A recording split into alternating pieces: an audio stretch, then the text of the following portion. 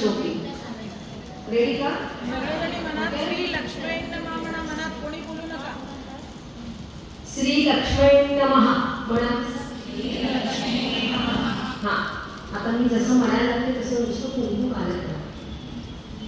शिवोवाच देवी त्वं भक्तसुलभे सर्वकार्यविधायिनी कलौ हि कार्यसिद्ध्यर्थम् उपायं ब्रूहि यत्नताः.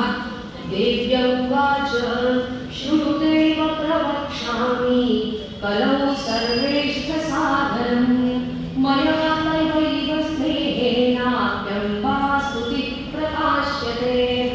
ॐ अस्य श्री दुर्गा सप्तश्लोकी स्तोत्रमन्त्रस्य नारायण ऋषिः अनुष्टुप्छन्दः. श्री महाकाली महालक्ष्मी महासरस्वत्यौ देवताः श्री दुर्गा इत्यर्थं सप्तश्लोकी दुर्गा पाठे विनियोगः. ॐ ज्ञानिनामपि चेतांसि देवी भगवती सा बलादाकृष्य मोहाय महामाया प्रयच्छति. दुर्गे स्मृता हरसि भीतिमशेषजन्तोः स्वस्थै स्मृता मतिमतीव शुभां ददासि.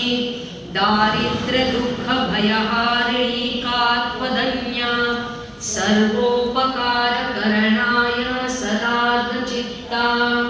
सर्वमङ्गलमाङ्गल्ये शिवे सर्वार्थसाधिके शरण्ये त्र्यम्बके गौरी नारायणी नमोऽस्तुते.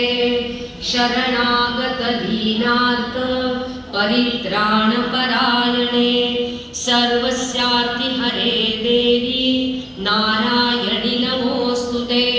सर्वस्वरूपे सर्वेशे सर्वशक्तिसमन्विते भयेभ्यस्त्राहि नो देवी दुर्गे देवी नमोऽस्तुते. रोगान् शेषान् वहंसि तुष्टा रुष्टा तु कामान् सकलान् अभीष्टान्. त्वामाश्रितानां न विपन्नराणां त्वामाश्रिता ह्याश्रयतां प्रयान्ति. सर्वबाधा प्रशमनं त्रैलोक्यस्याखिलेश्वरी एवमेव त्वया कार्यम् अस्मै वैरिविनाशनम्. इति श्री सप्तश्लोकी दुर्गा स्तोत्रं सम्पूर्णम्.